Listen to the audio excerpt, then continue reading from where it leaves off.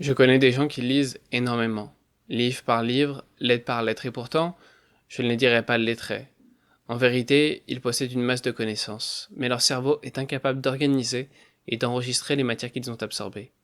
Il leur manque l'art de distinguer dans un livre ce qui serait bon pour eux et ce qui est sans valeur. Cette faculté d'en retenir ce qui est utile à jamais, en ne voyant même pas tout le reste. Adolf Hitler, Mein Kampf. Est-ce que l'on devine un homme à ses lectures? Pas totalement. Mais au moins voit-on les idées qu'il côtoie, les auteurs qu'il fréquente en esprit, les pierres sur lesquelles la pensée s'est aiguisée. Ce qui est certain dans le cas d'Hitler est qu'il était un lecteur vorace. À sa mort, sa collection de livres, répartis en différents endroits, regroupe plus de 16 000 ouvrages, où l'on trouve tous les genres. Intéressons-nous à 3 livres d'entre eux.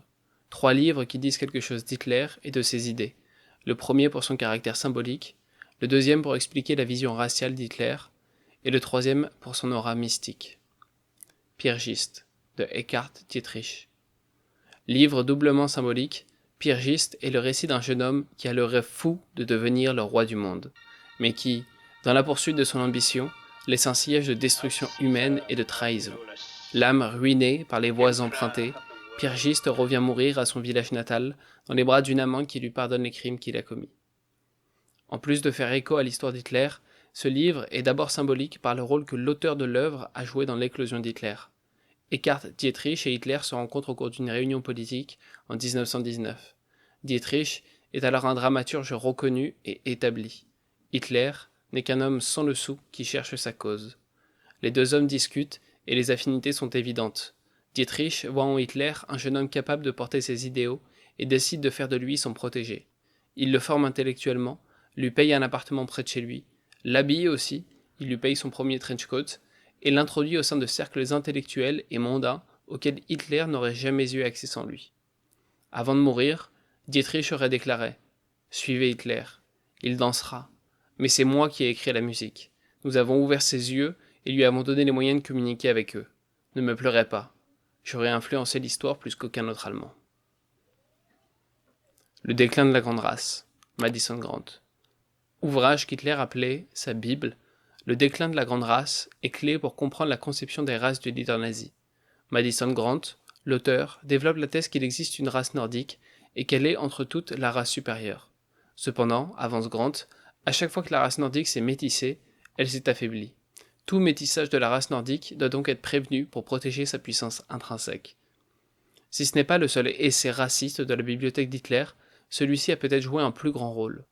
Grant sert dans sa thèse une vision de l'histoire dont le moteur principal serait la race, et non plus les gouvernements ou bien des facteurs plus complexes. Il préconise de castrer les individus débiles et de ghettoiser les populations qui menacent la pureté raciale des Teutons. 2 idées qu'Hitler transformera en programme politique. La loi du monde, Maximilian Riedel. Hitler, plus que de philosophie, était friand d'ouvrages au contenu mystique. La loi du monde, écrit par Maximilian Riedel, en est le parfait exemple.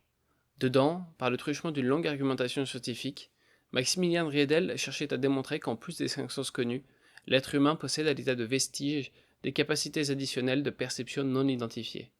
En reconnaissant et en cultivant ces facultés cognitives laissées en friche, n'importe qui pourrait accéder à des réserves de connaissances et d'intuition et se brancher sur les forces plus profondes qui animent le monde, ces réservoirs de science.